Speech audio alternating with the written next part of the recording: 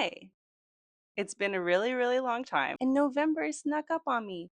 But here we are. It's Monday, November 3rd, and my daughter's been out of school for 2 weeks for like a holiday situation. And I I went into October with the very best of intentions. I was going to write my whole draft. I was going to have everything ready, and I was going to be doing revisions on my second manuscript for Nano, or whatever people are calling November now. But all of that has changed because I don't mean to sound dramatic, but like I'm a writer, so of course, like I'm going to sound dramatic, and I'm going to say it's like someone called down a plague upon my house because people have just been like kids have been getting sick, like random illnesses, like weird stuff. Kind of everyone's fine, but like unexpected things have been happening, like health wise. And then my doctor was like, your sinus condition is kind of intensifying, it's worsening. I think we should do a surgery and just kind of deal with it to improve your quality of life. Like I did a sleep study, and I don't have sleep apnea, but I have what he called problematic snoring. So, like we're talking about like hundreds of snoring events in one night. But I had a laparoscopic sinus surgery, or like turbinate reduction, adenoidectomy, septoplasty. I had a few things done like inside my nose, and so I don't know. My nostrils are more equal now, and I can breathe a little better. I'm still recovering though. But I was lying in my hospital bed, like having like the same day as my surgery, like saying like I want to write, I want to work on my book. I present to you my unhinged post surgical moment. Hi, I just got out of surgery and I really want to write, but I think I need to rest. But maybe later I will write some on my phone, and then my recovery week, I'm definitely gonna write.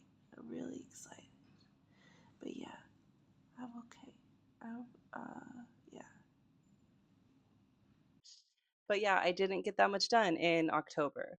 So I guess for this vlog, I'm planning to vlog a lot this month because it's November, and so everybody's writing. The community is all here, and I want to be a part of it, and I want to get back into vlogging more, and sharing more about my writing and my progress.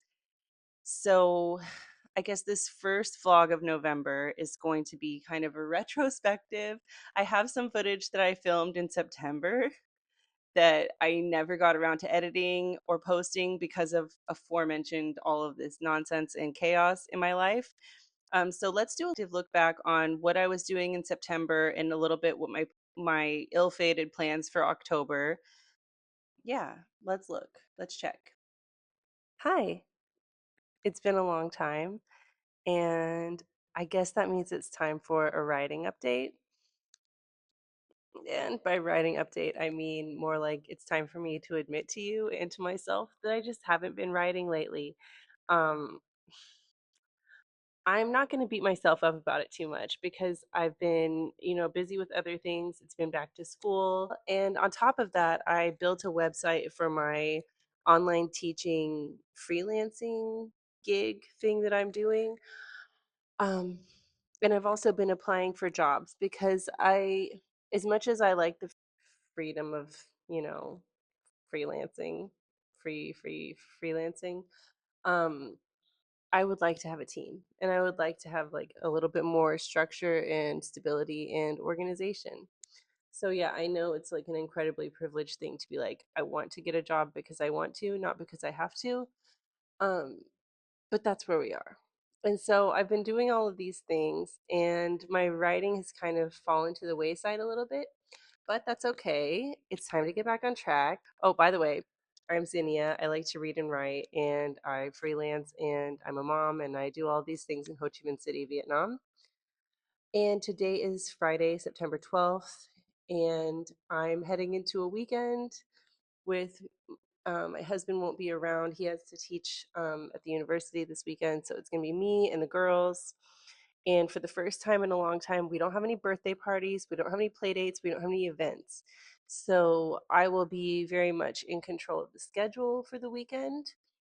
And it's going to involve baking a lot of bread, maybe making some desserts, but also I'm going to find time to write. The girls can play in the same room while I'm working on this, and that's what we're going to be vlogging about. I'm going to sit down here. I'm in the apartment building down in like a common area to get away from the place where I'm always sitting. It's nice to have a little change here. So I'm going to sit here for a while and I'm going to work on my outline, go grab my kids, make dinner, and then later tonight I'm going to jump back on the outline. I'll check back in with you, and yeah, I'm going to try and be really good about vlogging this weekend.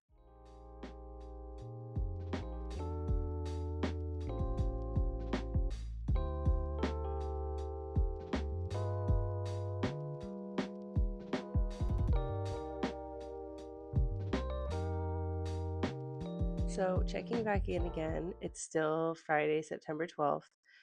And earlier today, I outlined a few more chapters. I'm going pretty in depth with my outline, which is weird since it's the first time I'm doing it, but I feel like it is helping.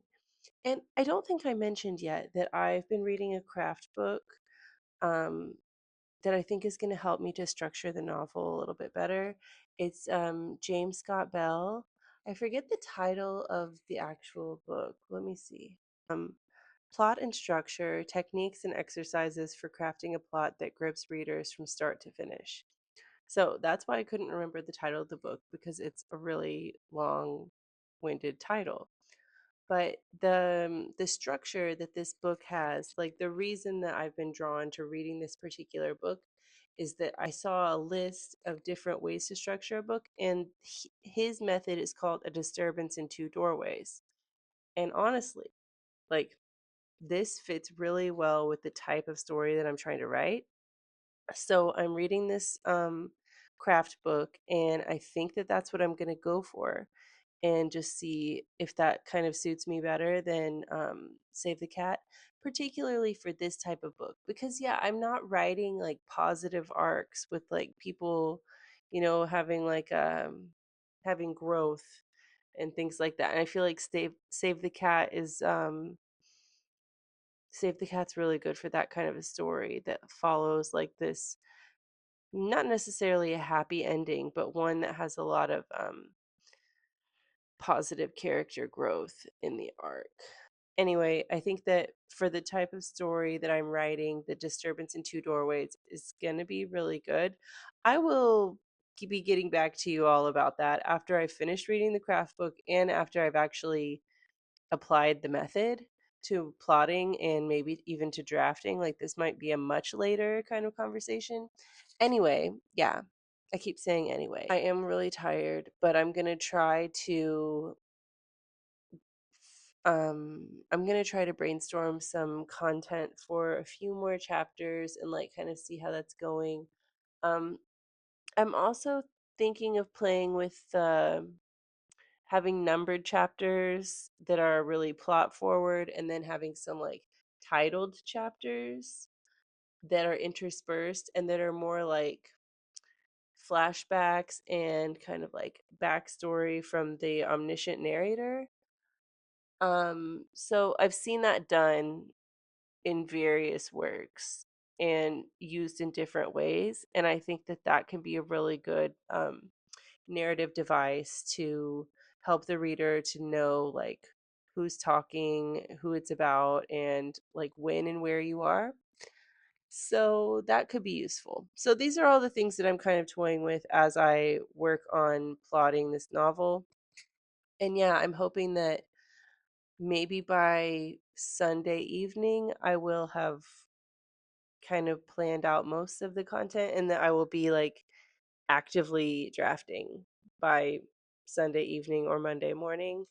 I mean, this is all like, I mean, whenever I get to it is when I get to it. I'm more interested in getting a really solid start and having a good foundation for this book than I am in just like diving into writing, because I know I can do it. I know if I just dove in and started writing, I could flail around and make a draft happen. But I think that there's a I'm really invested in trying a plotting approach. I'm just gonna write a little bit and then go to bed because it's almost 10 o'clock, and it's gonna be a long couple of days with nobody to help me with my kids. So yeah, I need to get some rest. But yeah, I'll check back in tomorrow.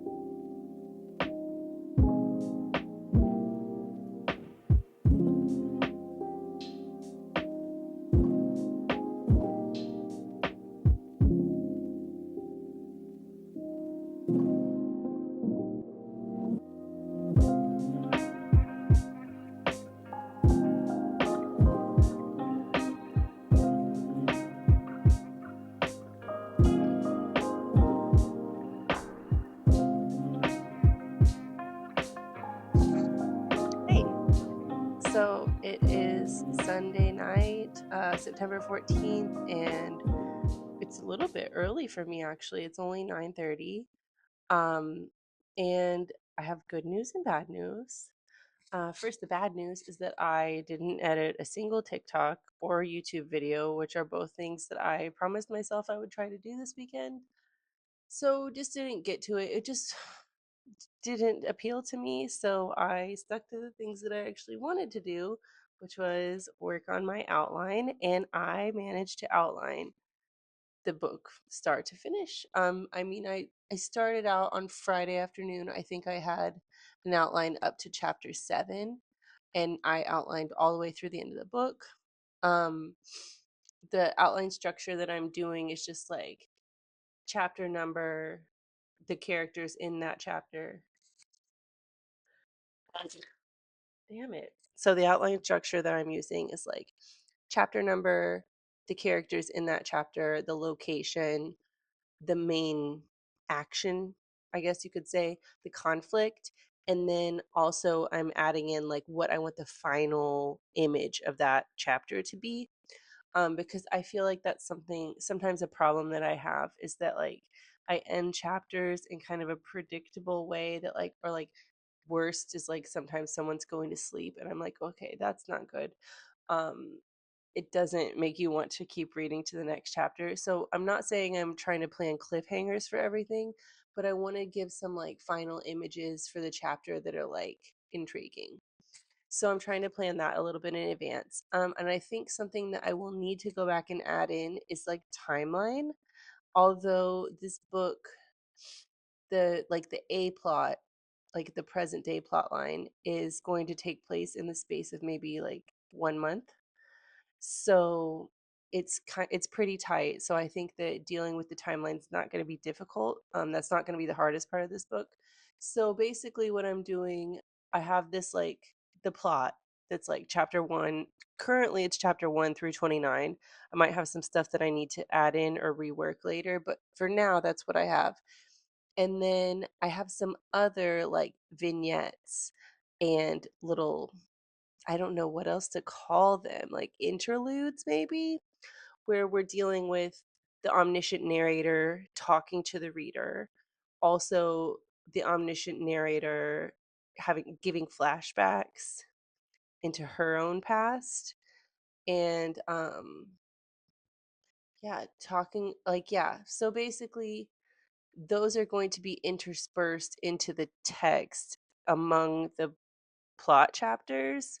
And it's a technique that I've seen used like not a lot, but not infrequently either. This technique of like having numbered chapters and then interludes or vignettes or other types of writing that are not A plot, like kind of B plot or backstory in sections that are titled chapters. So I think I'm going to do that, or at least that's going to be my approach for draft 1, and we'll see how that like reads.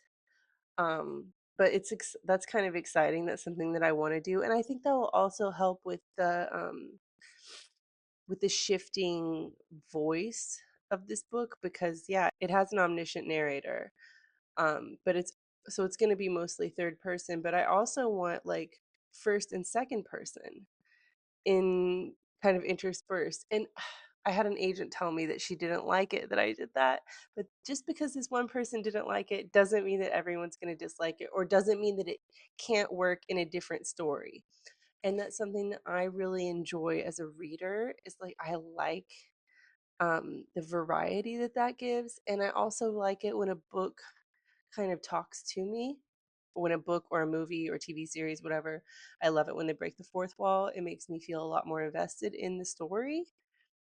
Oh, and another thing that I did this weekend is I watched a TED Talk with Lee Bardugo, the writer of Six of Crows and whatever else, like these like fantasy books.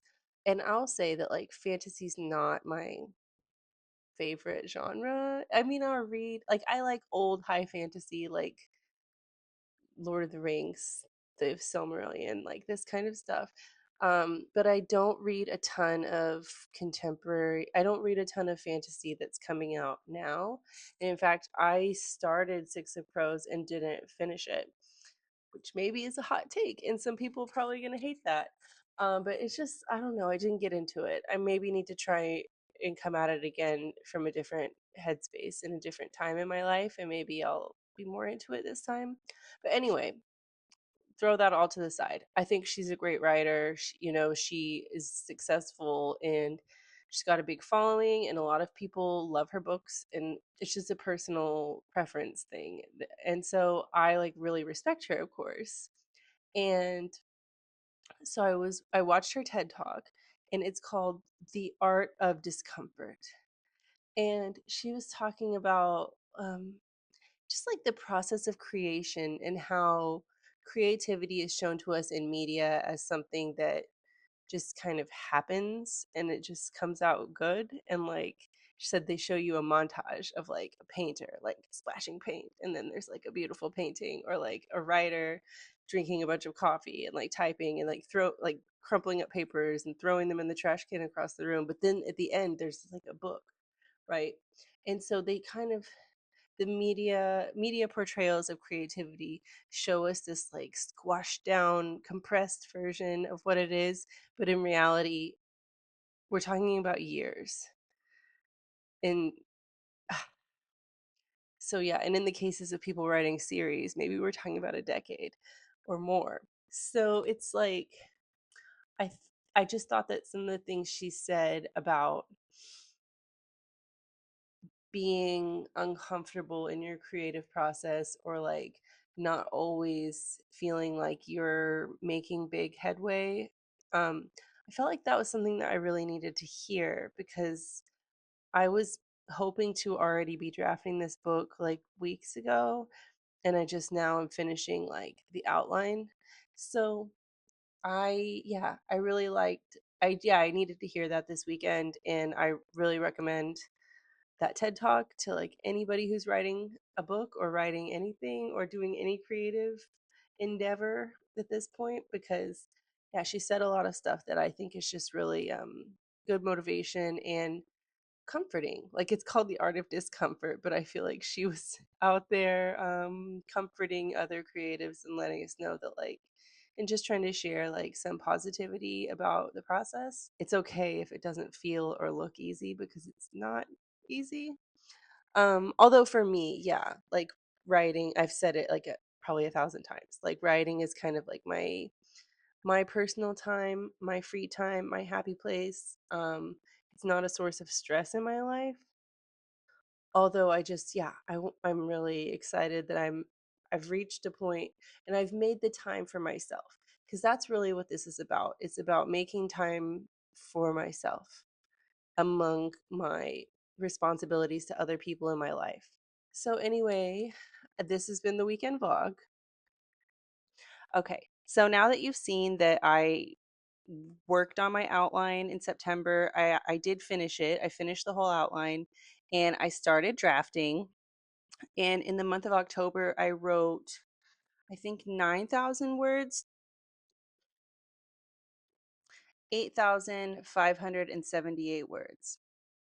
So yeah, my word count going into novel writing month or November writing challenge or whatever we're calling it, my incoming word count, which you're supposed to start at 0, right? But I'm not following any rules. It's a very loosey goosey approach. But yeah, my incoming word count is 8,578 words. And I'm hoping that this first draft, Project Primate, is what I've been calling it. It's a horror retelling. I'm hoping that it will come out somewhere in the neighborhood of 70K, maybe closer to 80, but shorter is good too. For the genre, like shorter would be good too. Another thing that I was doing as I was drafting this pitiful amount of words, um, although I say that, but really I was doing a slow and steady approach and really like almost agonizing over some of the words, which may not be advisable. But I do think that I came out of it with my first few chapters building up a really strong voice, because I'm doing something else that people tell you not to do, which is I'm writing an omniscient narrator.